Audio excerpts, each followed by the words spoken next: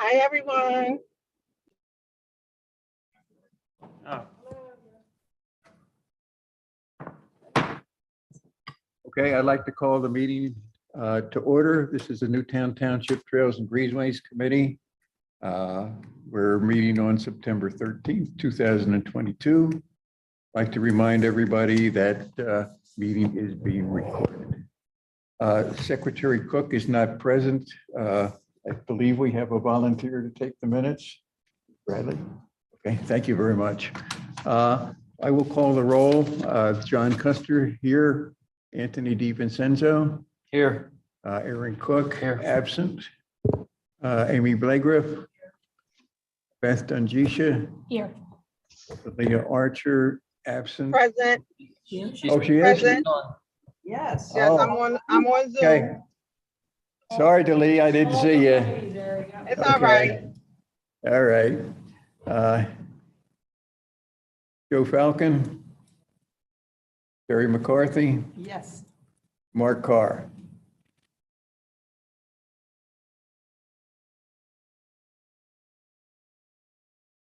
May we have a moment of silence?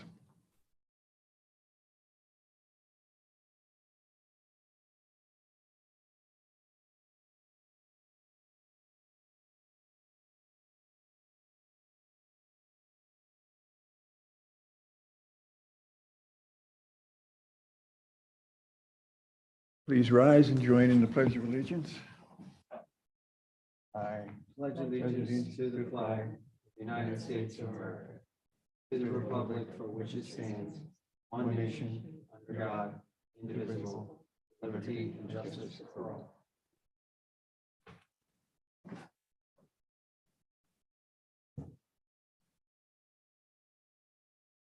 all. Next item on the agenda is public comment for agenda items only.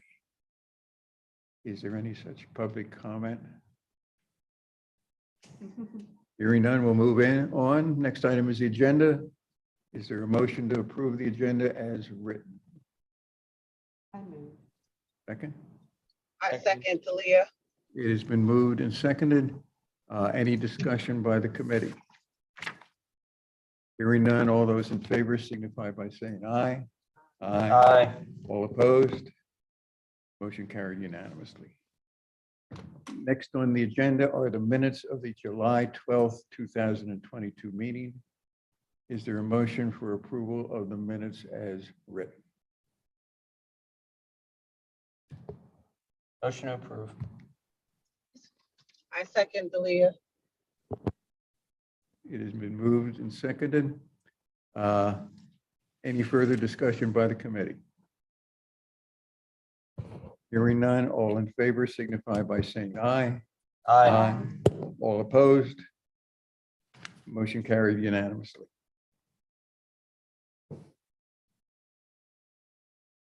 We're going to new business. Item 7.1, discussion and potential action on future trail walks. Terry McCarthy. We have just scheduled today a trail walk on October 1st, which coincides at Drexel Lodge Park with their community festival and train railroad day. So that event starts at 10 a.m. And I thought we would do the walk at 1 p.m. And then the entire event finishes at 2:30. So I just loaded that with a description on the meetup today. I'll also put it on other environments like the patch and so forth. And then the next trail walk will be October 15th at Garrett Williamson, and there will be a series of them. That event is going to get a lot of people. They're looking for about 1,000 attendees, and so that's an all-day event as well, or 11 to 4, I think it is. No, sorry, 11 to 3 maybe. But we'll start our trail walks at 10:30 and we'll run them on the hour till 2:30. You're all welcome, and it'll be fun. And if you pre-register, it's $20 per car to get there. There'll be lots of events. It's great for kids. How do you do that through the website for registering? You can register on the meetup or you can register. Actually, I suggest, yeah, you do go to their Facebook page for Garrett Williamson Yeah, that's what I was wondering. or to their website. Okay. And it's from 11 to 3. 11 to 3. And that's why we finished. Their Harvest Festival. Their Harvest yeah. Festival, yeah. Harvest Festival has tons of activities, from barn tours with the animals to hay rides, to food courts, to free bounce things. What are the bounce things? You know, Bounce house. Yeah. bounce houses Yes, they and have, Raffles or baskets. that they're raffles, Gonna be doing. maybe some face painting, but overall, just a lot of outdoor activities. They'll have a maze again. I think the straw maze, that was cute. So this is the second year. Last year they had 700. This year probably easily 1,000. So I hope everybody gets a chance to come and walk the trails all over 240 acres. Terry, did they have walks last year, or is this new with our? No, they had walks. They had one person doing the walks last Wow. year. And they didn't really, it didn't coincide with us. We didn't really have an alliance. That's there. correct. So this year, it's Trails and Greenways at Garrett. Very good. Oh, sorry. I did all that without being on. We heard you. You heard me. Yeah, that's good. Any other questions about those two? I don't have anything scheduled in September. We have 2 in October. That's where we are. So, Did Delia hear us? Because she's online. did Yeah. you hear us, Delia? Terry can follow up otherwise. Yes, I can hear you. I can hear you well. Can you hear me? Yes. Yes. we can hear you. Yep. Thank you. Okay. Gary. I'm trying not to die with my teenager right now. We were on our way home, but she's driving.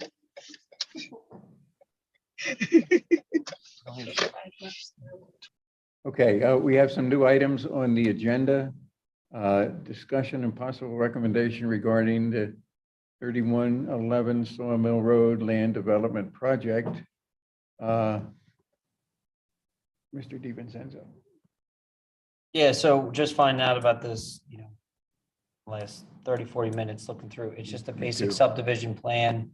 So this is where I would normally go to Mr. Neese and ask, what exactly is the extent of how this committee wants to handle it. But I guess I'll just open up to everybody else. I mean, we've been consistent with these development plans that when putting them in, we would like to keep with the kind of our master plan that we have for this committee, which is sidewalks, access and trails, if possible, is connecting the neighborhoods as much as possible, connecting the people to be able to have pedestrian safe access, not only on the paved surfaces or adjacent to, but also into the neighboring community. So this is a bit weird. It's small property that's being subdivided into 3 distinct lots. There is sections of it built below the 100-year storm line. I don't really know if that falls in any of the stuff that we have in sustainability. I don't think so. I think that's more the EAC, I believe, right? Does that sound about right? So really, I'll take a look at it. Seeing that I just took a look at it, for the first time now, and make comments, send them out to you guys and see what you think, unless there's something that, if you've already been able, I don't know if you've seen it, Amy, if you're looking at it. I mean, it's 2 sheets. There's nothing much to it. It's really just showing, yeah, there you go. It's up on the plan. The one item I'll note is item 14. The applicant is agreeable to providing an easement for a trail extension along Sawmill Road. Oh, that's great. So- Good catch. I So didn't even that's see that yet. certainly, in terms of our work here, yeah, clearly my expertise does not run into stormwater management and those sort of things. It would be interesting to, of course, hear about that, but certainly the item 14 Yeah. is of note, and I'd be interested in a little background there from Stephen, who walks in on his cue after he gets settled. Maybe he can just explain a little bit how that came to be, because it's unusual to actually see this in a proposed plan. It looks like existing from the plans. There are some stormwater culverts that would need to be considered if there was any trail extension or trail easement through there. So that's really the only thing that jumps off the page, but that's good. If they Yeah. have that in that, Yeah, that's so great news. Stephen, we just started talking about the sawmill and said we sort of needed Yeah. you to fill in the blanks, but I just happened to highlight the item 14, which talked about the agreeable to providing an easement, so I didn't know. if you're Let the rushing record show here. that Steve Neese has joined the meeting. So when Mr. Pereira first came in and started talking about this development and doing this, one of the first things I asked him was because of where it's located at the end of the township, being next to the, I think it's called Skunk Hollow Park over in Radnor, it would be ideal if there was at least an easement for the purposes of putting in a trail there so that we could potentially, long-term goal is to create a walking trail from, or at least a walk area. I shouldn't say it will necessarily be like a trail, like some people think of a trail as being, a dirt and path or, something off the road. It may be like even just on the side of Sawmill Road, all the way from the 252 down to that location. And just as a connection point, obviously, so we've been talking about that for probably, I've been here almost 8 years and we've been talking about it since I've been here. So as a need for a connection from the 252 area down to that area. So this could be a potential connection to. this Skunk could be Hollow Park? be a potential connection to Skunk Hollow and then back into whatever we have along Sawmill. Excellent. And that's the goal. Excellent.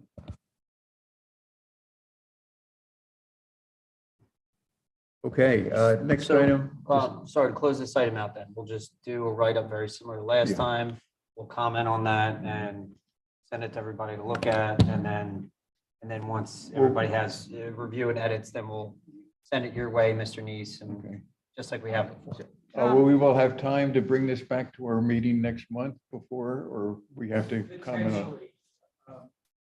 Sorry, potentially this will be on the agenda Thursday night at the Planning Commission. I do not anticipate that it will go all the way through.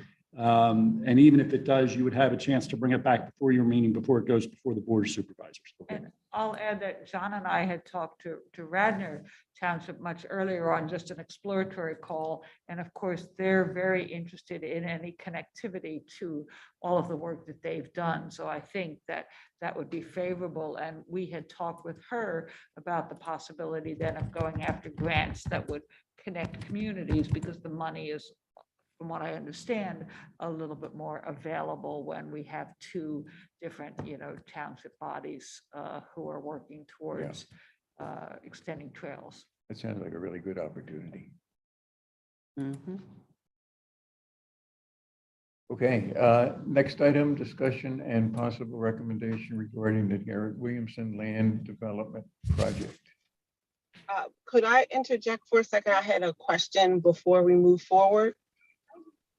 Yes, Was the last item. When we think about further grants, do we want to look at partnering with other local townships or neighboring townships to help increase maybe the likelihood of us getting some of the grants that we're seeking right now? yeah, that would be the idea. That was, it was just, this was a very exploratory call. I've sort of lost track of the time. Mhm. But because Radnor has done a lot of work with their, bikeway, some of their success there, she shared with us that their research showed that when we can go in together, because then it leads us, and Stephen, correct me, but to more of the grants that the state is, using. to Yeah, support. and one of the things about the state is it loves when municipalities work together to try to accomplish something. So, it definitely increase your opportunity for a grant if it makes sense for you to work together. And we've tried to do that when we can. Okay. And Radnor has done a lot of grant work already, so I think it would behoove them to partner with us because there's a little bit of a new kid on the block. Yeah, one of the things I would say is that um, anytime, particularly with trails, if you're connecting to another municipality's trail, it also increases the likelihood, even if you're not going in for a joint grant. Thanks for that clarification. Okay, any other comments on Sawmill Road project? Okay, moving on. Discussion and possible recommendation regarding the Garrett Williamson Land Development Project.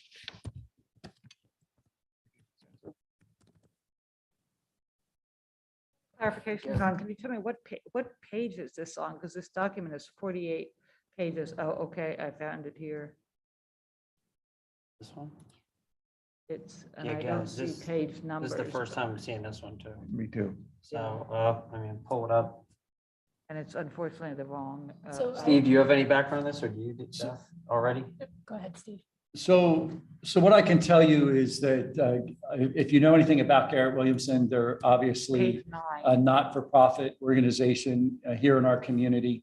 Their focus is education with children. And they have, I think, done a beautiful job of not only focusing on their mission, but doing a wonderful job of tying that into the land that they have there.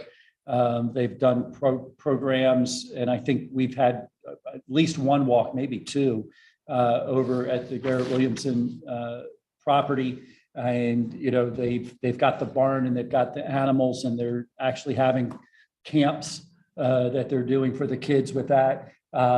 One of my favorite things is they grow their vegetables on site, and they use those vegetables actually to help feed the kids while they're there. And so there's some great stories that if you haven't heard them, they're worth going out and listening to. This particular project, if you know anything about the site, they have a older building. I don't remember how old it is, but it's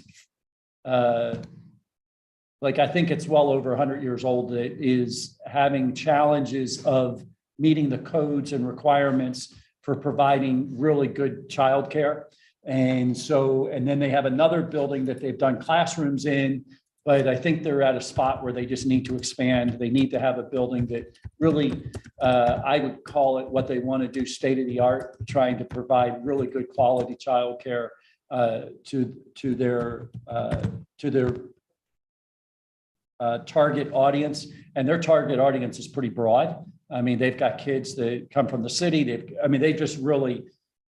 really targeted a wide area of trying to help moms who need childcare in order to, you know, for whatever reason, you know, work or whatever. And so they've done a great job with that. But this project is to expand that facility and really give them a place that they can centrally put all of their childcare at this point. And so that's the goal. Terry, you may know, you probably know even more than I do, because are you still on the board? Yeah, it is. Am I giving a reasonably good understanding of what they're trying to do? That was brilliant. And I would just add that it is a 242 acre property, and Yes. they are phenomenal stewards of the land. And we did talk about the Harvest Festival before you arrived, and we will be having walks there at the Harvest Festival. So they do want more community engagement, and this is also a means to support that mission. Yeah. But you're right, need state of the art, need to move forward. Wait list of over 300 families. I mean, this is one of our hidden gems in town, as far as I'm concerned. This is just a great place here in town. All that being said, that's not what you're, I'm going on about what their program is, but the real issue is that, you know, they're wanting to put this building, and, you know, you can kind of see from this, they've got, if, you know, it was mentioned, they got 240 acres plus, and this is kind of like right in the center of the site. It's, you know, it's low impact to the neighbors. Anybody, you know, I think they've done a good job of picking a really good location to, you know, keep the feel of who they are. And this, where they're looking to put it is mowed areas anyway, so it's not like they're chopping down trees or anything like that. Typically during summer camp, they're their counselors park in that area. So it's already a grassy area that gets disturbed on a regular basis. So it's not one of their more environmentally sensitive areas that they're looking to put the building. Yeah, looking at the drawings, it looks, I mean, I pretty much remember from when we had our Yeah. walk there, of like where this is Yeah, gonna they'll be, be so. expanding the parking lot a little bit more into that field Mhm. and then put the building there. And But they I will won't say, touch the I have building. several biases because I used to work there and I still do volunteer work there and I'm also a neighbor. Um, But I'm excited that they're finally getting a building that they've been talking about for years. I was looking at the plant selections and this may be getting out of our purview. I noticed there were some non-natives on there and I know, it's a landscape project, but looking at why non-natives are being chosen over native plants, I would just ask any development in the township to kind of evaluate that, like if there was a dogwood on there that may not be native, but we have native dogwood. So why are you choosing the non-native over the native? Just kind of looking at those type of things, trying to avoid plants like Norway maples and butterfly bushes that are frequently escaping out of landscapes and why can't I say that word? Colonizing the woods and other areas and making sure that they're being conscious of that, especially since that is such a large tract of, of wilderness that we have in our community, making sure that they're not putting any plantings in there that could escape and cause more damage. Like, again, like those that I mentioned, barberries, there's a whole list of them that are runaways from landscapes. So keeping an eye on that. And then I think this may be out of our purview, but just, because it's another big building, it's a high spot, lighting that is more directional and more night sky friendly, where, it's focused downward on the ground where you need it instead of spreading out into the sky, would help with the habitat in I that area. think I was looking, the one set of plants did have a light fixture. And again, like I Yeah, said, so they've got a, it's rotating here, but they Yeah. do have a, yeah. I don't know if there's actually a And there's rating even, for that, but that's a good point. yeah, there's even floodlights that you can do. I know like they have security lights on some of their other buildings, but have it where the light isn't going up into the sky. It's focused down onto the ground where you really need it to help with the wildlife and bird migrations and all kinds of other stuff like that. Again, I know this may be a little bit out of our purview, but as far as keeping green Oh. spaces green and healthy.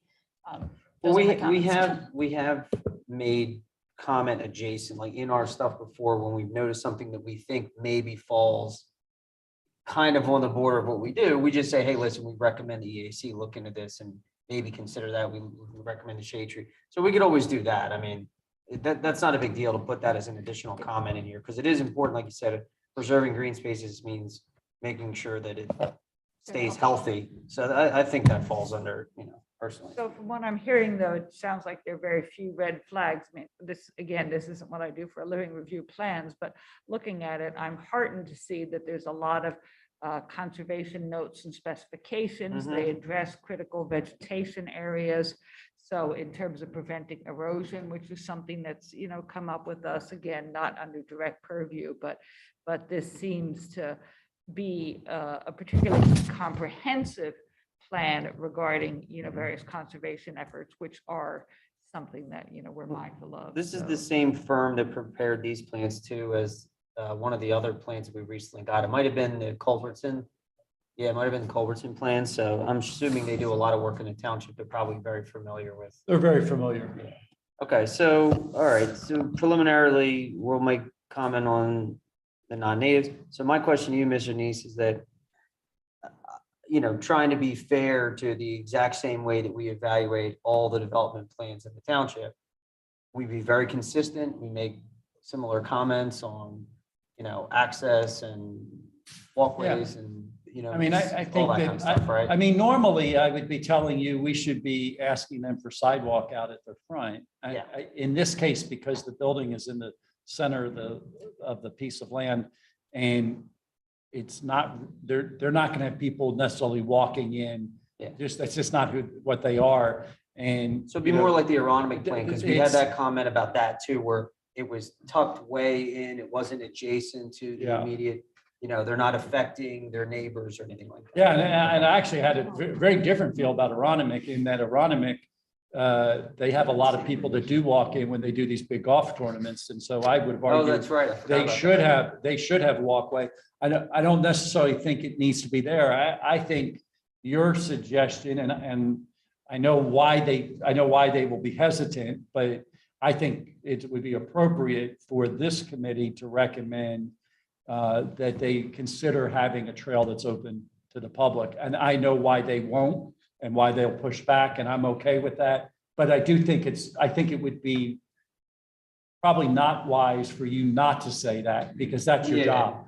And so that would be the direction that I would have. Let me ask a question related to this then. Is there a potential for something that is on the closer to the boundaries of their property that are Yeah. far away from what they're trying to accomplish and do? Because they don't want random looky-loos, especially if they have a childcare environment.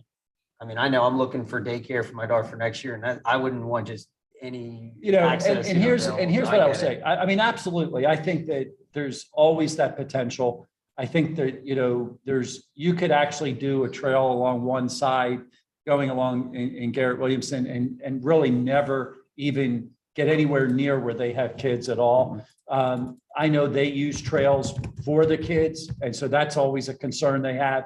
And I'm very familiar with that.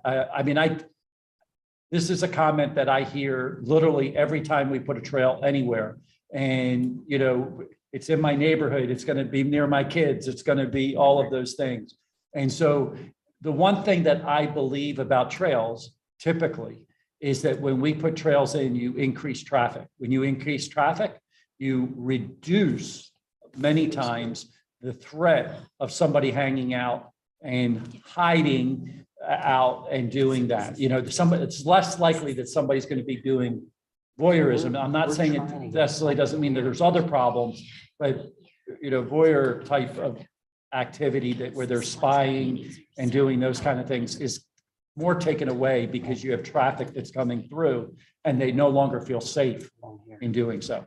So That said, I think that, I don't know that we want to ask for something all the way around the perimeter, but I think there is an ask potentially to say, hey, could you do this to make sure that we can connect potentially out to Campus Boulevard where we want to put a trail and have a little bit of a walk area back there? That would be something that would encourage that. So we Yeah, and already I think have. there are a couple other possibilities. One would be down near Bishop Hollow Road, which is out of the way, Yeah, but also up maybe parallel to Newtown Heights in that area, which could also be possible. the Heights or Florida It Park? would be Florida Park. Florida Park. I'm sorry. Yeah, And and I agree with you. I think honestly, Bishop Hollow side would be a better sell, and then you could connect it to the Little League fields or the softball fields and the Little League fields and the township building, as opposed to the other side where it's like, okay, where do you go once you're in there?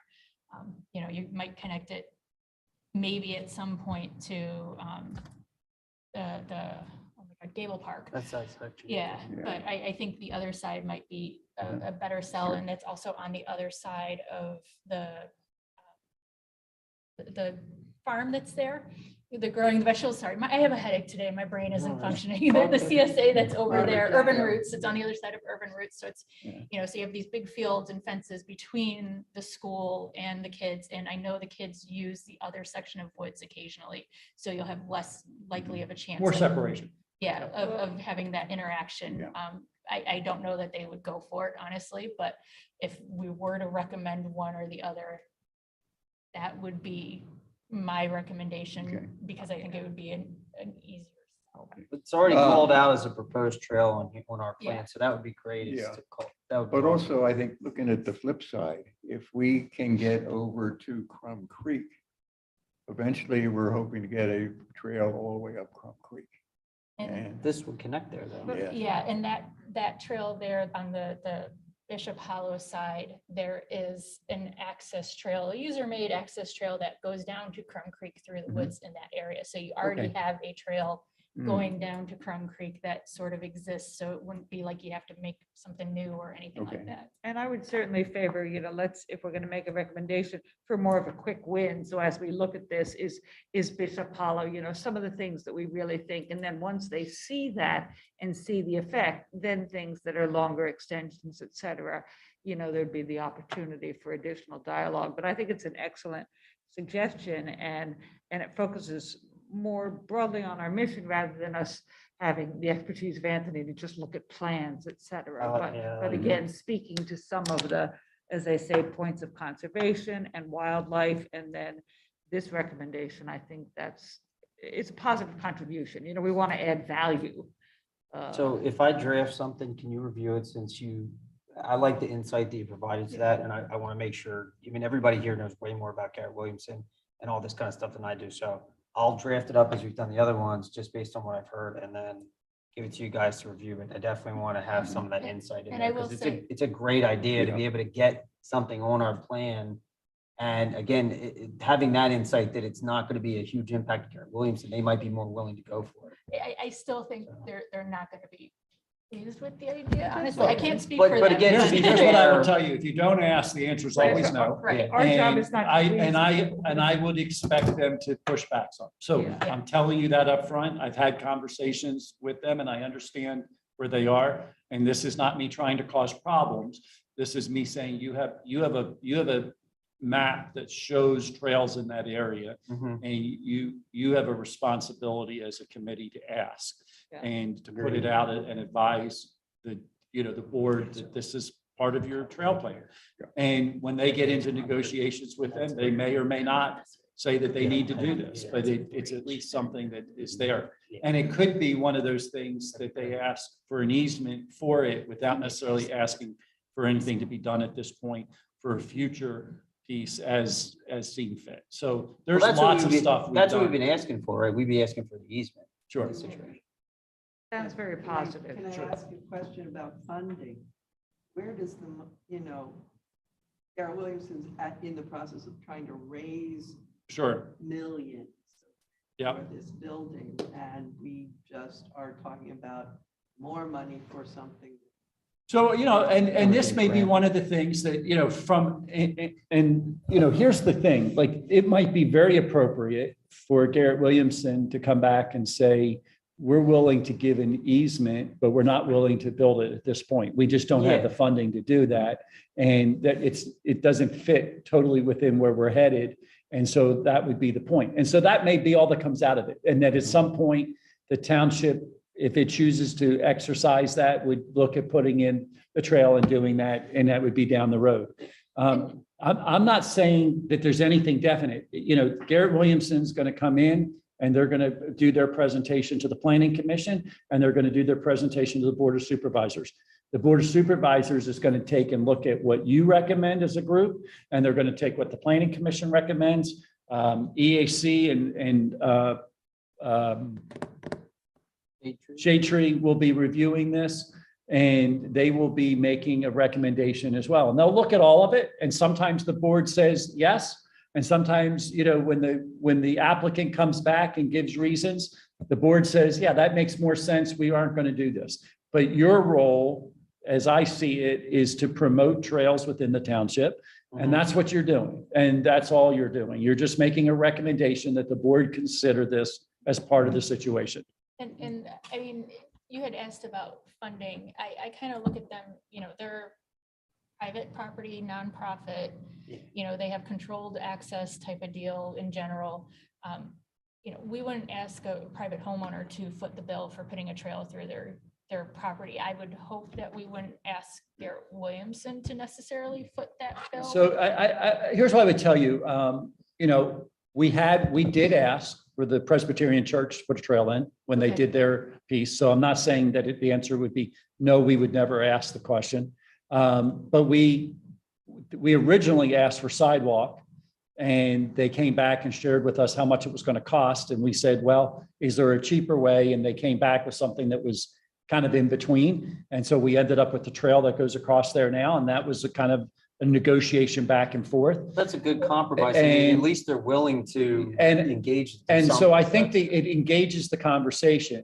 I think that, you know, at this point, that there's at this very moment in time, there's no access to that. If there was a trail there, there's no access to it. So it could be one of those things that we say, you know, the board may say, look, when we come to that point, we'll enter into negotiations with a conversation about potential funding and how we're going to do that. You know, maybe it's that Garrett Williamson goes together with us for a grant to get the grant, and they come in and they sign on and say, we're a party that's willing in that way. I don't know all the answers at this point, but there's lots of solutions that are potential out there towards this. I mean, I will say that the board has taken a pretty strong stand, but not in every case, about pushing for sidewalk / trail in front of, on what would be road frontage, to try to make sure that we're becoming more walkable. I personally think right today, I don't know that the board would push it on that spot of Bishop Hollow Road. I mean, it doesn't go anywhere at this moment in time. But if you don't start asking when the development comes in, the concern that we have is that you never get it. And so that's the reason why we're asking for it in a variety of places, is trying to get it put in. And that's the key. Beth, thank you for pointing out that they're non-native proposal. I didn't even know that. I It's mean, just, there no, were a that couple won't get trees that were approved. listed. There weren't, I don't remember seeing any shrubs that were listed, so I don't know what the shrub list looks like. And I know, I mean, we can't control what everyone plants, but we can Oh, we suggest can and control Well, that. I will tell you that the Shade Tree Commission will definitely come back. And if they are on, I can't remember if it's the Penn State, I believe it's the Penn State native Invasive list species list. or Yeah. evasive list, they will come back and say that those are plants that can't be planted. Yeah. And then they'll recommend ones that will. And they do that all the time. Yeah. Every one that comes in, they're really on top of That's that. good. Our arborist is really good with that. You can make note, but I can promise you, they're already looking at it. In fact, already have started that process with Yeah. us. And- Yeah, and- it's and- good and- for us to make note and hand the ball off. Yeah, and some of them weren't necessarily, I mean, they weren't, nothing was screaming invasive to me. Just some were, had a native comparison, so why not go with the native one that's comparative? Sure. Instead of doing the non-native. Absolutely. So when you go to vote on this, Terry, you said that you were on the board, right? And Beth, you say you're an employee? I'm a former employee and I do volunteer with them, and I'm also a neighbor, so I have Yeah. split divisions so- multiple ways. So I would say that, Terry, you probably should not vote on this one, just as being a board member. Beth, if all you're doing is volunteering and I know you're a neighbor, you probably should disclose that Yep. as part of the vote, just so the board knows that. Okay. Okay. Yeah, I would agree. And so what is the process that Terry would recuse herself then? As Yes, a- Terry would just recuse herself as a board member of Garrett Williamson. I think that's and key then to if- strengthen it. Terry, the only thing I need you to do is send me an email tomorrow that the reason why you recuse yourself is that you're a board member of Garrett Williamson. Yeah. Because I have to add that to the minutes for tonight. So Yeah. for tonight then, I think we have the correct direction on how to respond to this. Can I do the same thing, write this up based on that? Do we put it to a vote, Mr. Yeah. Neese? Is that what we're supposed to do now? What is the time limit on this? Is any different from the other? Yeah, I don't think it's any different. Oh, that's right. You may have a potential of a second meeting that you would do that. So if there's a second meeting and there's five members here, then other than the both of you, Beth and Terry, I might recommend out of abundance of caution, you not vote, but I think you could, because you're not getting direct any impact from them. I know you're not either as a board member. I know how that works, but you could argue that you're getting a benefit for them. Absolutely. And that's what you just have to be careful about. Yeah, but if you're going to just write it up tonight with the idea that you're bringing it back before you in the October meeting, I think we're fine. As long as we're allowed to, and we're not going to be missing somebody else's deadline, that's what we need to know. I just want to check something real quick. Yeah, because if I need to, I think I can write up both of these and distribute them amongst the people. You know, last time it was John, myself, Amy, and Dalia. I think they were reviewing them, but I want Beth to definitely check my language on the Garrett Williamson property stuff. So, I mean, I can write it up quickly if I need to. I prefer that we had a little bit more time, but Yeah. just because of, I haven't had a chance to review all the plans. I mean, luckily Amy caught that one note very quickly in the one, so. Terry, I'm going to That's ask a mine. quick question, and I know I'm getting kind of personal into the board side for Garrett Williamson. I'm assuming that even if the township approved this plan tomorrow, you're not in a position to pull permits at the end of this year. I don't know what to say to that because I'm not involved in, that would be Carl Holden Yeah, with the applications and so. yeah. Okay. Only reason I'm asking is if they're trying to get something in the ground before winter, Oh, then that would be like, you know, if they were trying to get the foundations built, you know, in before freezing, then we might be under a time frame that they're trying to produce. I mean, the township has 90 days to approve this. And so we got this at the end of August or beginning of September. I forget which exactly Okay. when we got it. So there is some time. What I just don't know is how quickly the planning commission will act on it. My gut tells me it's not going to get through the planning commission on next Thursday night, because the board just appointed a new engineer last night. And with appointing a new engineer last night, I don't know that the engineer will have had a chance to do a full review, that the applicant can respond to the engineer's comments, even if the engineer got it done between now and the meeting. So I suspect we're going to be in October. Just that's where I think we're going to be with both of these, just because of timing. Climate change, you never know what they have. Well, hey, I've seen stranger things, so it's anything's possible. Well, I will mention that I just had dinner with Carol for another reason. And, you know, we communicate daily, so I would venture to say that I will text her about the non-native species tonight. And if you have any other questions, I can forward them to her. And I'm happy to reach out to her and tell her what I said too. That way, I don't know if that's how that should work. Like, hey, this is just, so you know, like full disclosure, or if, Yeah, like, I mean, anything you're doing, just make sure you're full disclosure that you're, you know, yeah, if you're doing it as a member of this board, you need to be very careful. yeah. I mean, but if you're just saying, hey, I was on this committee and this is what was talked about. I mean, obviously, Beth, you'll be saying, I was the one talking about it, but you know, I mean, it's. And she'll be like, I'm not surprised. Yeah. And look, I mean, I would be very surprised if that's an issue. My guess is they would come back and say, we didn't even know that was the case. Right. And that their intent is to, I mean, I just know everything I've dealt with, Yeah. their approach is not that way. So Right. I mean, I don't think it's going to be an issue. No. So I think we're fine. And here's the key. I know it's going to come back from the Shade Tree Commission as well. And so they might as well know up front, and they can start addressing it up front. Exactly. Okay. Good. So these will both come around in the October meeting then, so we'll have plenty of time to write these up, review these, and then we'll just, I guess, vote on submitting it to the board at that October meeting.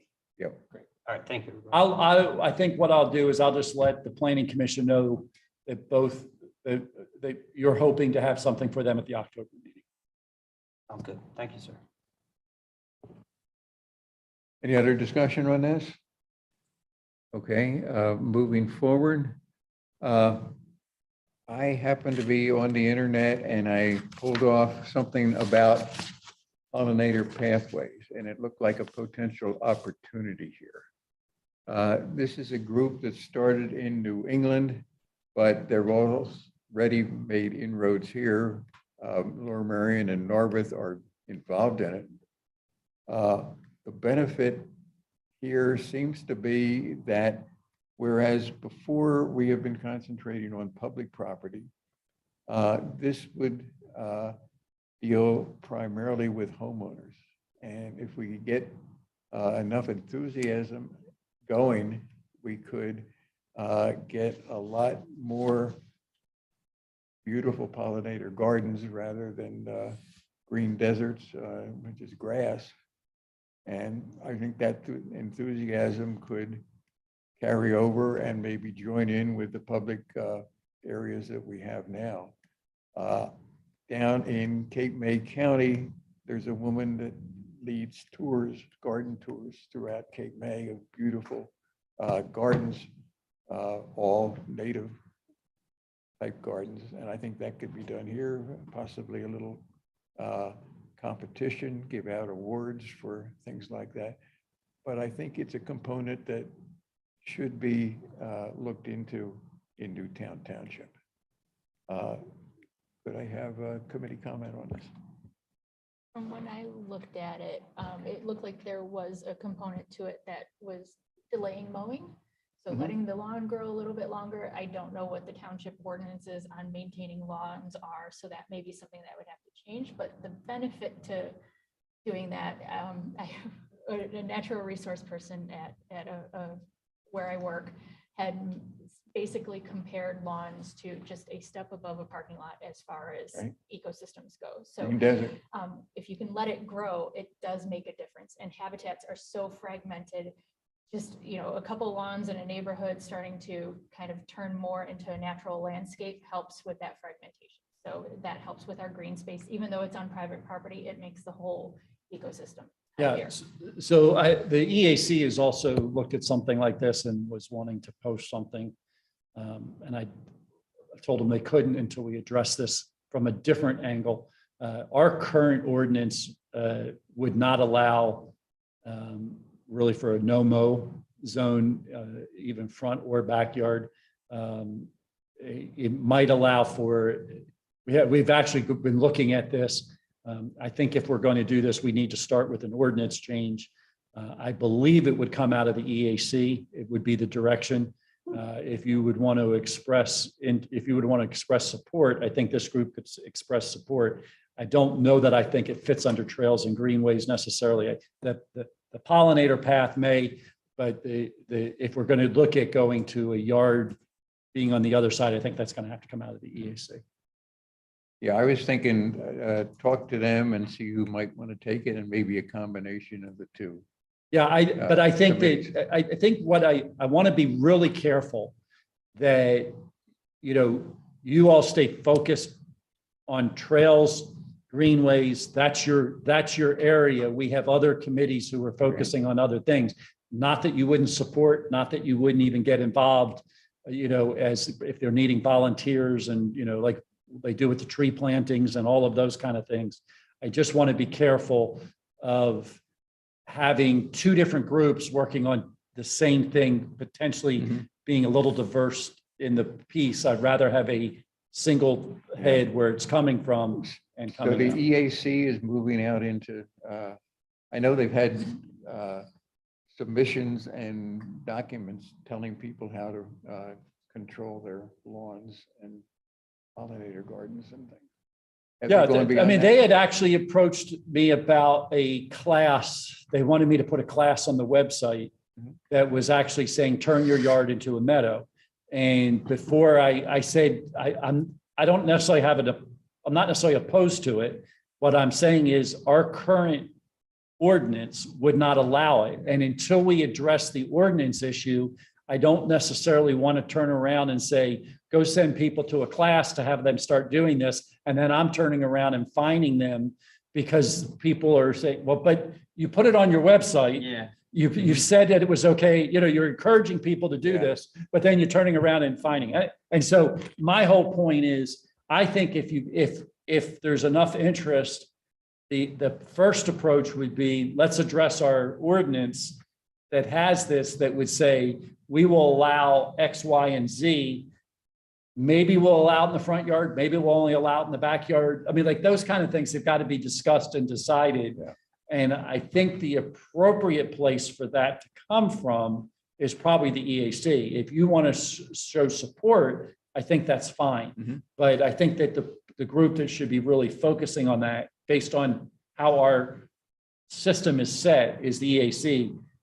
Even though you have greenways and you're, maintaining open space is part of your thing, the focus is not necessarily on taking all individual property owners and moving that direction. And so that's, I just want to be careful how we're Okay.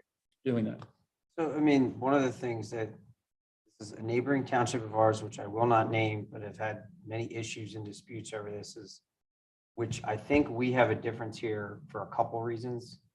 But you're not supposed to plant in this township anything, shrubs, bushes, stuff that would affect safe pedestrian access if they're required to get off the road, and also line of sight for cars. One of the most annoying things in the one town I lived in where they were doing this was it was so unsafe. You couldn't pull out around because they were using it as like, it was an incentive program with the township to do the pollinator stuff, but everything was getting so big at the frontage of the street where you could not see. And like, that was one of the most stressful things, like trying to like look around stuff when you're worried about a car coming down a hill and you can't see squat. So the only comment I'll make on that is I'm all for it. My neighbor has some of the most beautiful pollinator gardens in her property, and it's like amazing seeing all that and having hummingbirds. I have been asking her for tips, but like where it's not. Location is important, and that's why I think we need to address our ordinance first. Okay. And that's the direction. And then I think we should support, like I said, I'm not opposed to it. That's not where don't hear me saying, no, I don't want it. I just think that there's steps we have to take to put us in the right position to move forward. Yeah, but I think you were talking here in part about no mow zones. And that's, I think, a little different than an actual garden in which there are Sure. wildflowers. So I don't think there's necessarily a conflict with our current ordinance. Oh, I think there is. We've gone through it. Andy and I have gone through it, depending on what happens and what's growing in it. I mean, if it's all flowering plants, potentially not, but if it's considered a grass, certain things are considered grasses, and it's a problem. And that's why I'm saying our current ordinance is pretty restrictive. And until we address that, Yeah. I think we have issues. And that, all I'm saying is, there's two things I'm saying. One is I believe that it should be coming from EAC. And that's, if you have a recommendation to them, I think you can make it. Mhm. And two, I think we have to address our ordinance first before we start particularly going out and start advertising to the homeowner today that we think that this is a way to move forward. Because the last thing I want to do is have a township committee or the township website saying, create a meadow in your front yard or create a meadow even in your backyard. And then I have my codes department showing up because the neighbors called and said, we've got high grass, and we go in and the person says, well, I just created a meadow that's this, and this. And we look at and we say, well, these plants are considered high grass based on the township code. And so that's my concern. And that's why I want to make sure that, again, not opposed to it. I just think that we have to go through the right process. And that's it. John, my comment here would just be hearing what Stephen said. My preference would be that we wait for the EAC to come out with something that we could then respond to and comment, rather than just saying, hey, we all agree with you on pollinator things, because we don't know where that is in their priorities, et cetera. But I think, you have, some level of support here, but I certainly, would want to know more before I just say, oh yeah, I'm in support, because I never really thought of myself as dealing sort of with, recommending to homeowners per se, as opposed to, commenting on the overall trail system, which I think we're, getting some legs and experience here to be able to add value. That would be my perspective. Okay. I have a question as a person with pollinator garden kind of stuff. Is there a height limit to the plants that Yeah, I'm there allowed. are, and that's part of the challenge. So hyssop grows really tall, and I've got all kinds of amazing things happening there. Am I in trouble? What's going on? Here's what I say. You're going to jail. You're gonna Yeah, get- yeah, you you know, know. I mean, most likely if it's, you know, if it's not all over your front yard, most neighbors are probably not making a big deal about it. You know, we all have some kind of, in your front yard, you have some kind of shrubbery or some kind of plantings, you know, that's there. I mean, theoretically, my wife and I have some grasses in our front bed, flower bed, that theoretically the township could come in and say, you got to cut down. And, you know, and I think as long as nobody's complaining about it, it's probably not a big deal. And we keep it trimmed back and we keep it looking nice. It doesn't, you know, get out of the way. But I also know that some people have said, well, yeah, my whole front yard is going to become the pollinator garden. And in the process, plant it. And we come back and we say, but in the mix are grasses, and we do not allow grasses to be above 10 inches. I think it's 10 inches. And and it could be 6, but I can't remember, but I believe it's 10 inches. Yeah, Okay. well, that's why I'm saying our ordinance does not necessarily allow for what some folks are trying to do. And I think that instead of going out and promoting something until we adjust the ordinance makes the most sense. Yeah, there's so many grasses, especially in meadows. Meadows have a predominant amount of grasses in it compared to flowering plants, and they are all tall with really deep roots. And so like, it's interesting, even landscape plants, most of the grasses are more than 6 or 10 inches. So But exactly, and that's the reason why I'm saying our ordinance it's is, restrictive. I mean, our ordinance was written with the concept that everybody has a green front lawn and that everybody has to keep it that way. Sure it was. And so I'm not saying we shouldn't do it. Again, you know, that's not what I'm saying. And I'm not trying to say, don't move forward with anything. I'm just saying, I think we have to take the first step and we have to address what our ordinance says, because the last thing I want to turn around and do is that one of our committees promotes something, we start having people doing it, and then I turn around and have the neighbor complain, and the codes department has no choice because the ordinance says you can't do this, and here's how high it can be. I think it's 10 inches, but I mean, but like you said, 10 inches isn't that much. And it would, I mean, like I said, I got grasses in my front yard that I know that are higher than that. So.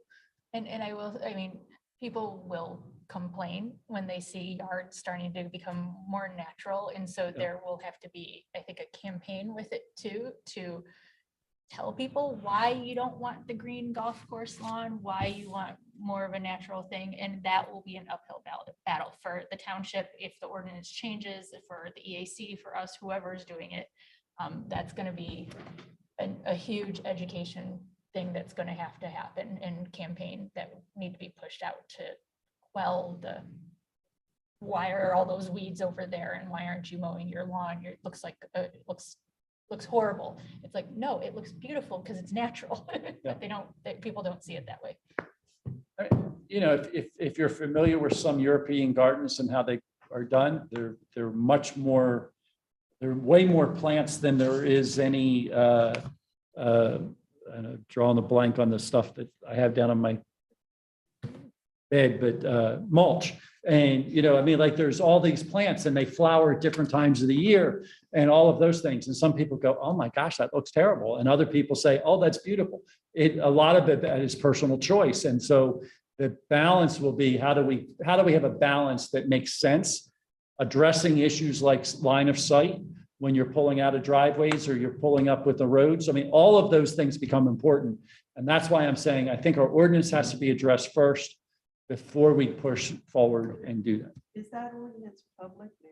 Oh, yeah. If you go online and you look up go into the township website, go under, just type in under search bar, general code, you'll pull up our ordinance. And then if you you can type in tall grasses and what is the other, I think it's. You just read it. Thank you.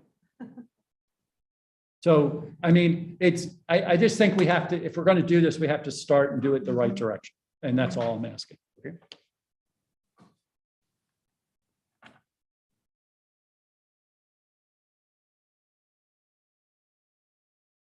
Okay, moving on, I want to.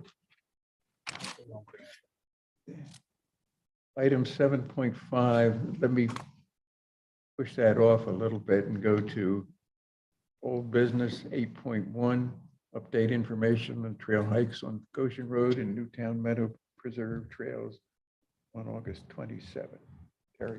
We had two options on that trail walk. One was, because it was hot, you were right, it was a hot one. Yeah. So John led the 2-mile Goshen Trail walk, and I led the 4-mile out to the meadows. and Shows you back. who's in shape and who isn't. No, it shows you the smart guy.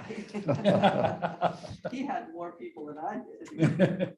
But it was fun because every time you do this, there are brand new people. They are not from Newtown Square or, you know, this area even. You get people from Conshohocken and Manayunk, we had people, we have a real good following, over 500 people in the group now. And so I thought it went really well considering how hot it was. And then, of course, the tavern was open. Yeah, And the always good. Cavaliers people were there, they welcomed us, and people loved going in there. That was great. Good job. Good job. Okay, 8.2, update information and potential action on wildflower plantings along Goshen Road Trail. Beth. So we were talking about kind of a couple of different routes to take. One of them being trying to focus in on the areas that may have flooding. And I sort of suggested that it may be best to bring in a company that knows how to do like wetland restoration type of deal. So that would be dependent on grants and that type of thing. As far as doing plantings that are native, that could tie into Lenape history, I reached out to the Lenape Nation of Pennsylvania in July. I just got an email back. So I just started that conversation with them actually today. They do seem interested. So we'll see what happens. I know through August, they had kind of a sojourn going down the length of the Delaware River promoting, you know, kind of Lenape information and whatnot. So I think they were probably a bit distracted with that. I think that is why we had kind of the delayed response, but hopefully now I got their attention and we can get some good partnerships happening there. I think it's whenever I talk. I have a little button I push, you know. It's done. So cool. So that's what I have for that. Okay. I want to go back to 7.4, which is update information on grant availability. Just recently, the Delco Greenway grants have just come out. They're expanded. They have a sort of an agreement that you can just fill in the blanks. So I was just going to make it fairly easy. Problem is that we have to get things in by October 7th. It doesn't look like we have anything on the table that can meet that deadline, but I want to open that up. I'm looking at it now. Okay. Applications open. So they opened up last week, the Yeah. application, so. They opened not up really and then they giving- announced it the day after that. Yeah. Well, I was gonna say, it seems like this is maybe more something that if you already have a proposal planned out for something, so what do we have other than signage right now, which we were hoping didn't we have a potential to have some money that George was talking about for temporary signage at Yeah, the, George has some temporary money has some money for temporary signage in his budget. that's what I'm saying, that's the Not only thing- temporary money, but anyway. It's all make believe anyway. The question that I would ask, what are you looking for this grant for? What is the grant's focus? Is this for trail? This is, I mean, I mean, John, I don't know if Yeah. you read more into it than I have. in the last 10 Yeah, I seconds. mean, I was thinking possibly on the wildflower plantings on Goshen, but we're not quite at that point yet. Well, I mean, if we wanted to go with the places where it floods, I mean, or where water is an issue, where there's erosion. I mean, it's just a matter of writing something up for that. I mean, George would probably go out there and help identify different areas where it's a problem. I don't know how extensive this proposal would have to be, or if it's more like, hey, we have some water issues here, here's some pictures, let me document it, and this is where. You usually have to be, typically for a grant, you usually have to have at least an understanding of what your expenses are going to be. Yeah. You and know, then- you don't, it's not like you can say, well, we want to do this and we think we need, 20,000, but you really, you find out you need 40, you don't want to be, that's not the kind of case you want to be at. Does it give a limit on the grant? I think there's a lot more money available, so I didn't see any limits in Oh, looking at it. look at what you need to do. So there are a bunch of appendices to this where you basically need budget worksheets. You need municipal buy-in, you need, okay. So, all right, so this is not the first time that this has happened to us in these conversations where there was a potential grant that popped up and we are unprepared for the timeline that is approved for once the grant becomes open to when it's. Well, so here's what I would say. You actually have a grant. We went out, and this is why I'm at, I haven't seen this particular grant, and I can look into it, but we actually went out to 2 different granting agencies to start the loop between here out to Drexel Lodge and back, if you'll recall. We got the grant that's going to allow us to put the walkway in along Ellis Avenue. And so we know that piece. We know we want to extend and take in front of the township building and go all the way up with the sidewalk, all the way up to Bishop Hollow. We've talked about going all the way up to the Petticoat League. And then we've talked about going all the way out and going down to back to, along Campus Boulevard, all the way back down to Drexel Lodge Park. And then from Drexel Lodge Park back out to Route 3 along the backside, along Hickory and in that area. So that would be a matter of going back to our last grant and doing it. Now it's $5 million worth of grants that we went out for. My guess is that this is much more limited. And so it might be that we would say, maybe it's as simple as looking at taking the sidewalk that ends halfway up through for the Little League field and taking that all the way to Bishop Hollow Road, or all the way from here, all the way to if we think we could do it all the way to the Little League, might be an opportunity, is what I'm saying, as a way. We have projects we've already gone for.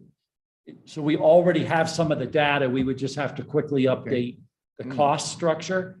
And we could probably do that rather quickly. So it And looks that's all like- I'm saying. It looks like the cost is dependent upon the type, so that there's different grants or there's different areas that you could get money for based on the type of project you're doing. Yep. So there's one that has just a straight dollar cap that's for design and engineering. There's another one that's 15% of total project cost. It just seems like it depends on whether it's a trail. So they have conserve, enhance, connect. So they have different types and it seems like they have different rules. I mean, this is just preliminarily on an 83-page document. So, Yeah, what I see is 250,000 here for the enhanced, that's park improvements. The county may contribute up to 500,000 for the protection of undeveloped land in perpetuity. And then the county may contribute up to $500,000 for the development of multi-use trails included on the county-wide primary trail network. And this is page 4 of the fact sheet, but you're right, Anthony, it's 83 pages. So I have It definitely seems like you need your budget together though, at the bare minimum, and probably a written narrative of the purpose for it and. Well, that's why I'm saying if we Yeah. take one that's already already done. Yeah. That we're looking, but we may take just a portion of it. We could break down that portion and do it if you're interested in So can trying. we get to a copy focus. of the formally submitted grant application to Yes, see if we can we have both update of that? them. Actually, they're both sitting on my desk right now because I've been reviewing them. So, but yeah, we have both of them upstairs. I have both of them upstairs. Yeah, one thing that they made clear is that you don't have to have all your information in by October 7th. There's a grant agreement form, you sort of fill in the blanks with the idea that if you get a certain amount of information, then you can go back later on and add to it. Sure. I think that could help us here. Okay. And I just would mention, I know DCNR has a grant right now that's really quite fabulous grant as well. And I'm looking at us using that grant for over at Career Park, but and some of what we want to do there. So going back to your Yeah. point of these things come up and we're just not prepared. Yeah. And I've never, I have limited experience in grants, so I could be completely off track here. Does it make sense to kind of have some of these like projects that we want to do that we know we're going to need grants for written up, ready to go, just waiting for the right opportunity to show up? I mean, I know like finances and stuff like that, the budgets may have to be tweaked based on how long that proposal's been sitting. But does that? So that's why I suggested the one that I suggested Yeah. is Yeah. that there's one that we went for because Yeah. we said that this was important. You know, the other option would be to try to see whether the county grant could be piggybacked on the DCNR grant. If we want to tackle Greer Park as a more holistic, the DCNR grant currently would do, you only need a 20% match. If you could get some funding from the county, even if it's not the whole piece, you could potentially reduce the township's investment quite substantially, which obviously would help in the process.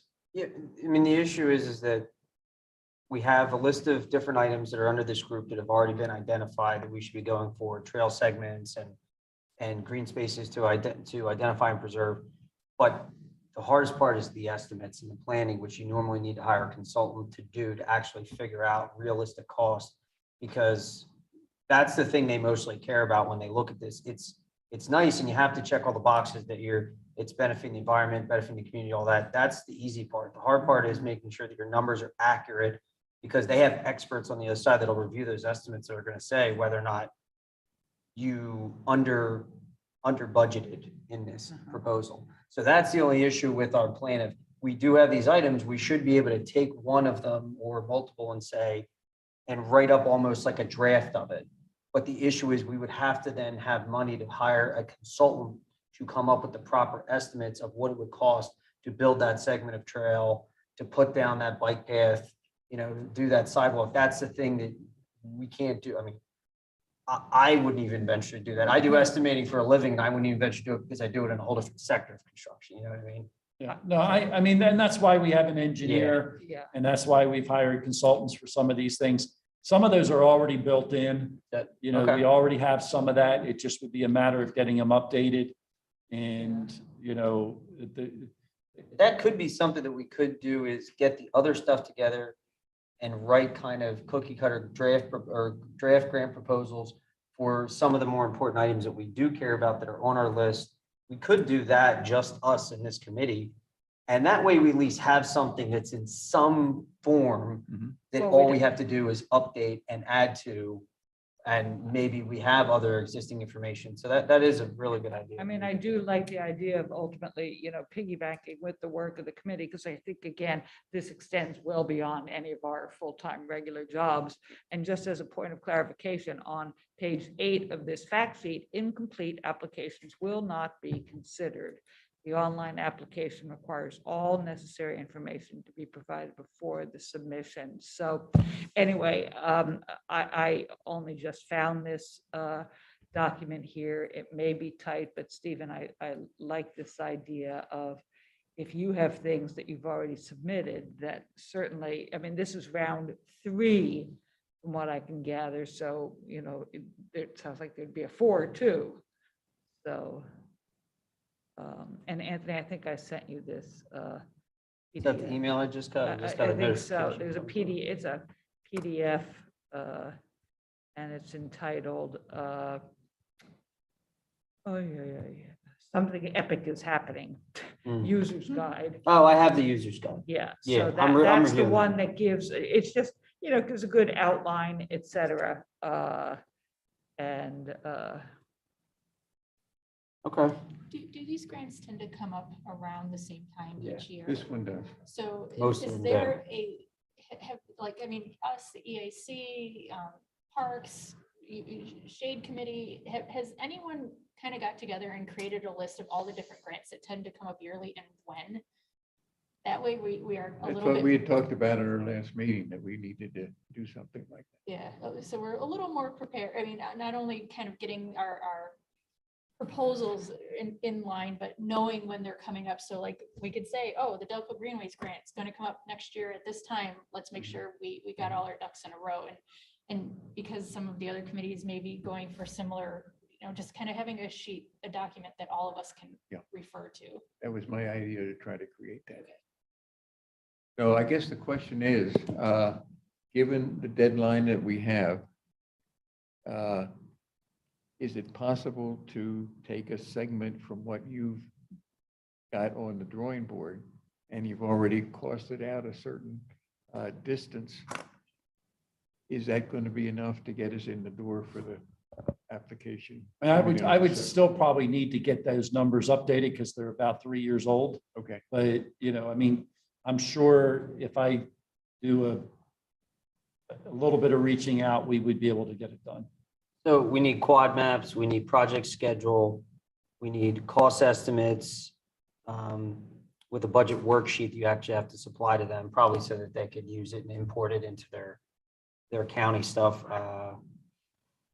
Municipal resolution, that's actually the easier part, and grant signature page. So that's the basic documents that you need, it seems, other than signing a bunch of the other stuff. Because there's a whole bunch of boilerplate communication or contract language stuff that, you know, hey, we're certifying that we're doing this as township representatives for the good of the public. Like there's like that kind of crap. You just have to- Normal stuff. Yeah, normal stuff, exactly, boilerplate. So there's a whole agreement. photographs. They've already done. Yeah. Yeah, photographs of the site. So like stuff like that. If you have that other proposal, what we could do is at least read it, check it against the requirements of this document to see if there's anything missing. And then we can come back to you and say, here's the checklist of items that we think we need updated so that we can fill this out. Yeah, and I think the key is, I mean, I guess I'd like to have, what you really should be discussing is like what area you want to be targeting, you know, because what I talked about is a pretty big area. You know, I know Boron, which is located on over there, is hoping to put a trail around their own property. So ideally, do you figure out how to tie, you know, maybe even make it into that far?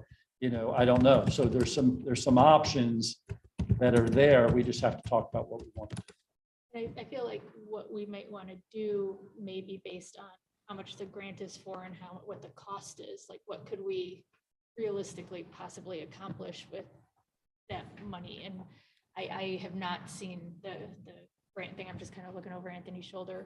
Kind of having those two numbers to compare and be like, okay, this makes the most sense for us to go for this because we could complete a project or you know. Well, it sounds like, I mean, I think if I remember the numbers you were talking about, is anywhere from 250 to 500,000, depending on what you're doing. So that's, you know, if you at least have an idea, we'll look at how far the length would go to get $500,000 spent.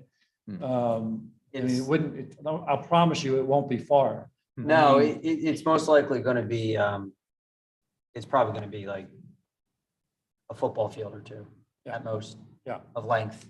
Yeah. You know, I mean, for I got to a tell you, typical just coming down, what we think it's going to cost us to come down Ellis Avenue, and those numbers are now old from when we went out to get the grant. we thought it was 650,000 just to come down Ellis Avenue with walkway. And I can promise you it's going to be higher than that by the time we get done. I definitely think it's still worth going through that though, and making the checklist and checking it against this, because at the bare minimum, it educates us on how to maybe go forward with some of these other ones in the future, and then give us a checklist of items for, wait, like you're saying, focus, pick something. Now we at least know when we do pick one, what items we already have ready to go. That's all. The things we need to fill.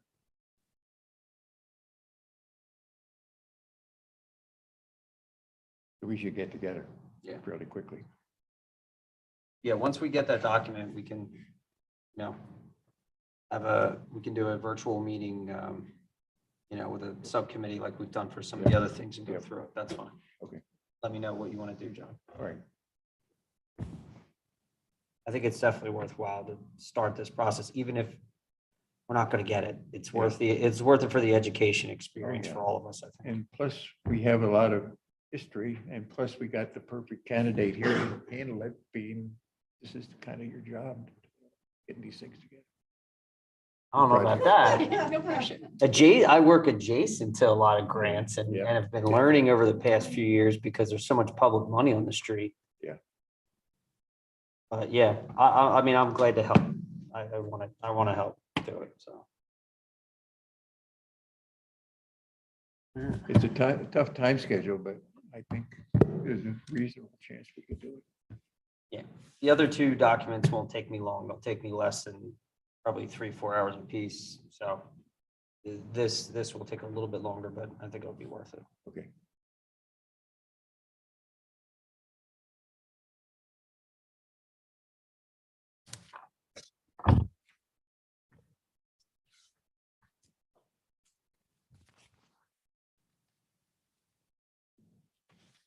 Time check, we're at 7:28. Yeah, we gotta get moving. We're good. We're into the old business as long as we continue to go through. Right here. Do you want to read mine? Yeah, but I got something else here. Just a second. Bear with me.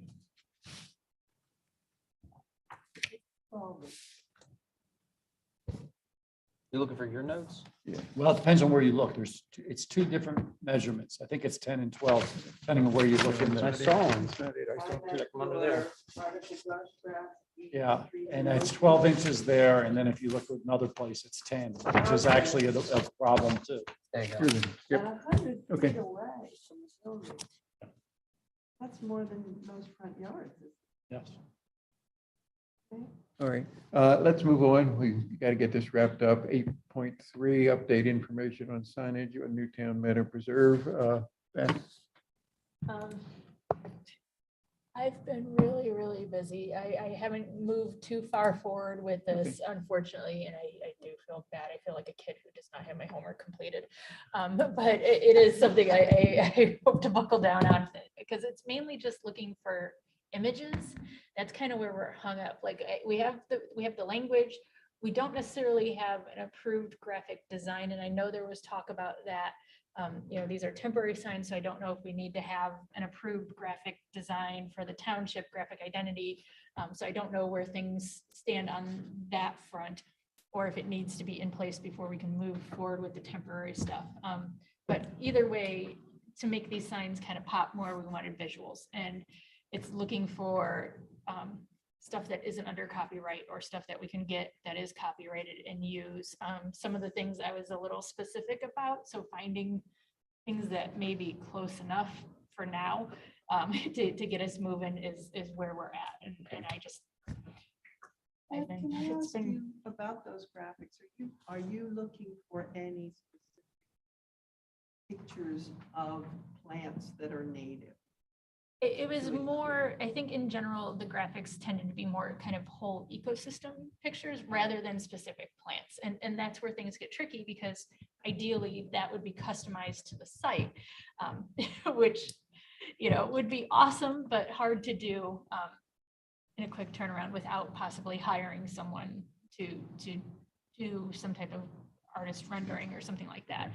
You know, there's one that talks about succession. You can pull all kinds of succession stuff off the internet. That's cool. But like if you're talking about, you know, cattails and living in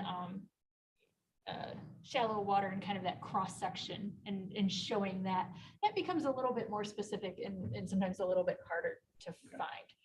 So that's kind of where we're at. The language is good to go. I kind of with the committees, me and oh my gosh, my brain went away again too. I'm sorry. Me and Cindy, we had kind of worked on a proposal for a graphic identity. I gave a very basic example. I could use that as my template and pop the language in there and give something that's reasonable. But if we want the visuals, that's kind of what's gonna hold things up. I mean, if these are specifically for just, the language is the most important, just that there is a sign so that we're people that are going there knowing this is where you go, this is what's important.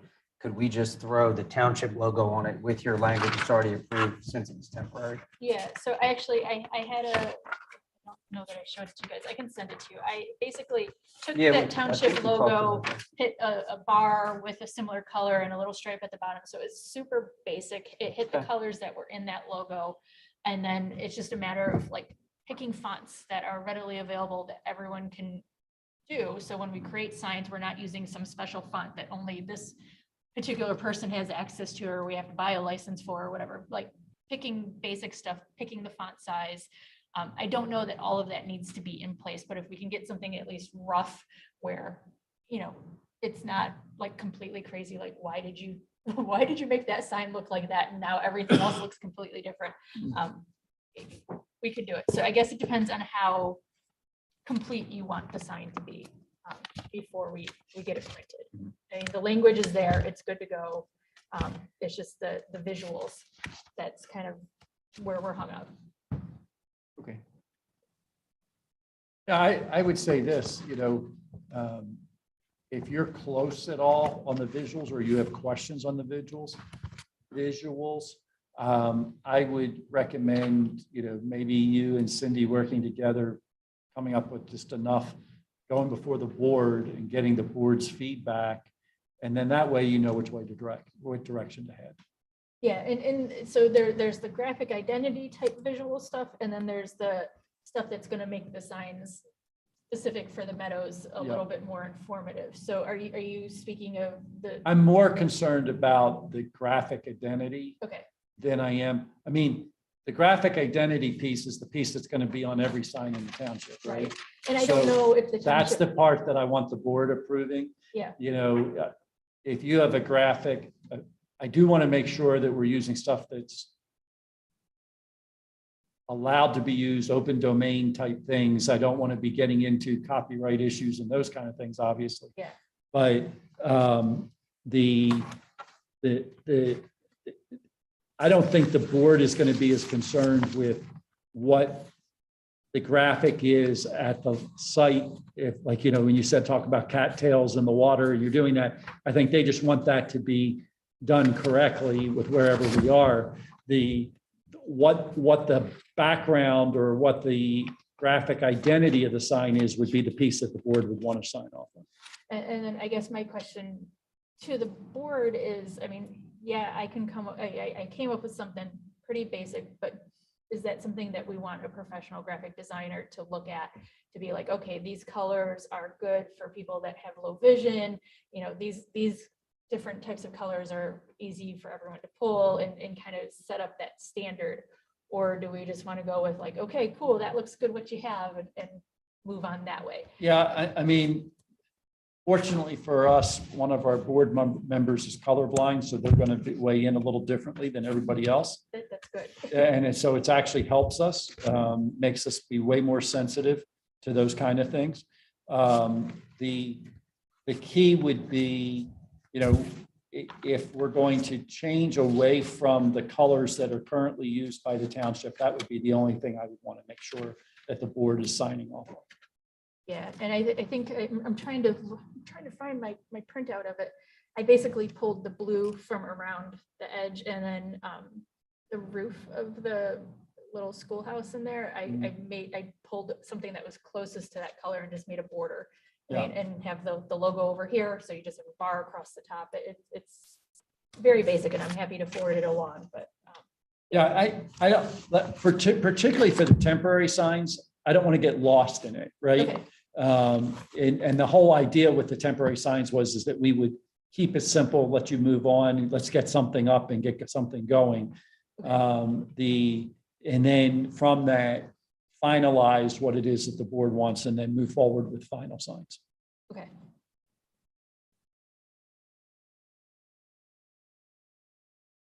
Any more on this issue? Okay, let's move on. 8.4, update information on extensions of Newtown Meadow Preserve Trail. Anything to report, Steve? So I've had some conversation with some different board members. I think I'm going to get back together with Aaron and suggest that we start looking at trying to have a conversation, at least with the listener HOA, and start figuring out if it's even possible from their side. Okay.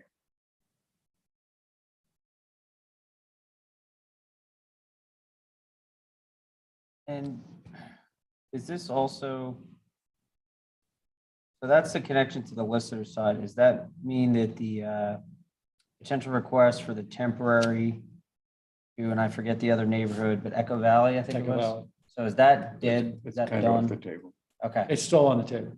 it's still on the table. It is Okay. still on the table. So so he came to the meeting 3 months ago, maybe? Yep. Remember the one gentleman, Chris? I lost his number. I never got a chance to follow up with him. Luckily, he reached out to George because he had George's email and then forwarded it to me. I called him today. It went right to voicemail, but he was asking about that. So I'm assuming he still wants to do what we talked about, which is have me go out there and look at his property so that he could discuss and show why he's concerned, what's going on. Yeah, and I would recommend. But we kind of stymied that too a couple months ago. So I don't know where we're at with this. What I would recommend is that I think, yeah, I believe Aaron's the one who's kind of been running with this. And I would have conversations with Aaron again and start talking about a procedure versus having multiple people from this committee doing different things, coming up with a direction, who's going to do what, and then set out a plan on how to move forward. That's what I would recommend. That's all. I just think that it's probably not helpful. Might be helpful for you personally, for you to go out and see what he has to say, but it's probably not helpful for the whole project if it's not part of who's doing what on the project. And so it may be that there should be multiple people from the project going out and experiencing that and understanding it. And so that's my point. And, you know, I think that there's also, I mean, I understand Mr. McConaughey has some concerns. I also understand that if the listener HOA is not at all interested, it really doesn't matter what Mr. McConaughey's concerns are, because you got to get there. And not that we can't do both simultaneously, we should. But you've got to get, until we have a conversation with listener HOA and start understanding what their willingness is, that's the first step, I believe. Stephen, you had mentioned before, you know, listener HOA, of course, it has to have a certain number of units sold before they're really the Well, HOA. all Are their they units now- are sold. All right, so they're now an official board. You had mentioned last time that the condo association or the townhouse association wasn't yet. It hasn't taken dedication of everything yet. And so that's still an issue. They're still working with Toll Brothers on some of those things. And so, I mean, but I think we could have conversations, Okay, understanding that until they have taken full ownership, there may be some hesitancy, particularly on right, the Toll because Brothers Toll side. Brothers has a seat on the board. Well, they don't have a seat on the board anymore. Oh, okay, But because they haven't turned over everything yet, there is an issue of who still has, what's being controlled and what's not. And so we just have to work through all that. Okay. And thank have you. they finished all their required things that they need to finish in order to back out of the project? I mean, there was a whole list of. No, things that that's go my on this. point. All of those things still need to be done, but I think you could have, I think at this point, you could have beginning conversations with the HOA and start getting a feel and start addressing, look, I don't think this is going to happen in 24 hours. Like, I don't think this is going to be something you go in with the HOA and you say, hey, this is what we want to do. And they're going to say, oh, yes, let's go do this tomorrow. I think that you're going to see that even if the HOA is supportive of doing this, then there's going to be a period of time in which we have to work through, yeah, but we've got this concern, we've got this concern, and we've got this concern. And there may be some concessions that we need to make as a township as part of those things. And so we just need to work through those. And that's the part. Do we know if Aaron has reached out to them yet? And No, because Aaron was told to put it on She was told hold. to put it on And hold. we- She was told to put it on What hold. I'm Okay. saying now is, now you think we're okay? I've been told that we should go ahead and continue to move forward and see what we can do. Okay. So I know there were a couple of supervisors that were a little bit anti, but that might have changed. in the I meantime. don't know that, let me just say that the supervisors have given me enough direction to say that we should take next steps. Okay, Good. good. So John, what are we gonna do? We have a side meeting with Aaron to find Yeah. out which the plan is and Yeah, open up Yeah, communication. Now with that each things other. are open again. All right, good. That's great news. Good. Well, I'm just Excellent. gonna, if Mr. McConaughey calls me back, then I'm just gonna let him know that we can't really have too much conversation on it right now.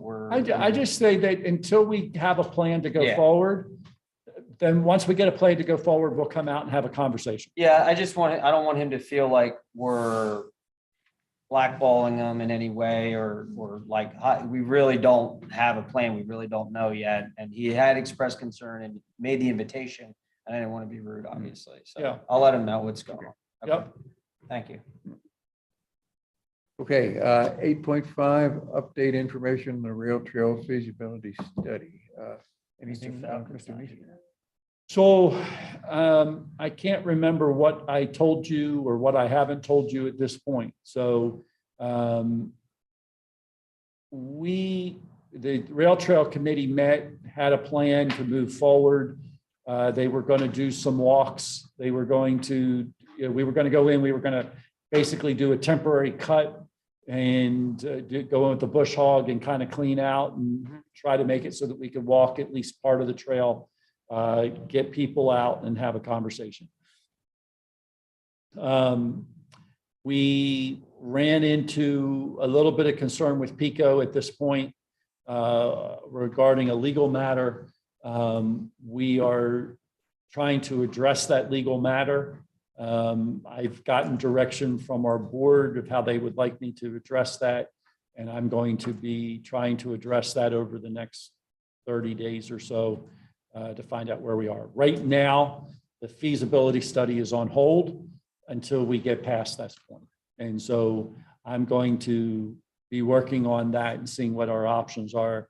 And right now, I'm not at liberty to discuss all the issues, but as soon as we can, we will. And but we are working on it behind the scenes, so to speak, and moving us into a direction in that way. Okay, any board comment? On 8.5? No, I think we're done. You mean 8.5. public comment? Fucking board comment, and then public comment. I don't have anything on my list for board comment. Okay. I'm asking if there's any further board comment. Nope. Okay. Any public comment? Any items for the next agenda? Mind giving us your name? We're curious. We're just trying to, I'm at least trying to understand all the people that are showing up. Thank you for Thanks for coming. coming. Yeah, really appreciate it. Seriously. Yeah. You have any questions that you might have at this point that we can address?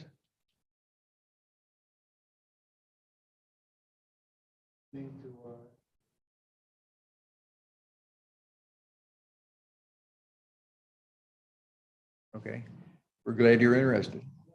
Thank you. What part of town do you live in? I'm on Tyson. There you go. There you go. How you doing? Nice to meet you, Evan. Seriously, I'm only been there 2 years, but nice to meet you. There you go. I met a new neighbor. Yeah, yeah.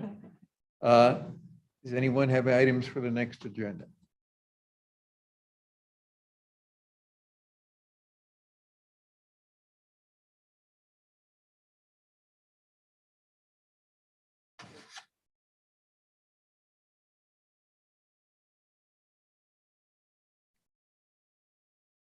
Yep. They'll automatically go back home. Yeah, anytime that we haven't taken action and it's been stated that we're taking next steps, we'll do those. It's more of, yeah, I want to make sure this is on the next agenda. We haven't talked about it tonight, or something came up in the discussion and we said we need to talk about it at the next meeting, that kind of thing. That's- So the only two things I'd say then is just to make sure that the two new business items of the plans that we're obviously going to write up, that makes it over. That's the Yeah, only that comment those I had. automatically make Yeah. it over. Yeah, They're I not- didn't know, but yeah. Yeah, like I said, if you don't take action on something, it will either go back on as old business automatically, or if you take an action and it goes down, then we'll take it off. Or if it's an action that has to take further steps, we'll keep on until you get there. Great, thank you. I had a question about the construction at Culbertson. Sure. Unfortunately, I wasn't able to make any of these meetings. I will write a letter if it's not too late, but are we moving with that plan? So they're going to come before the board.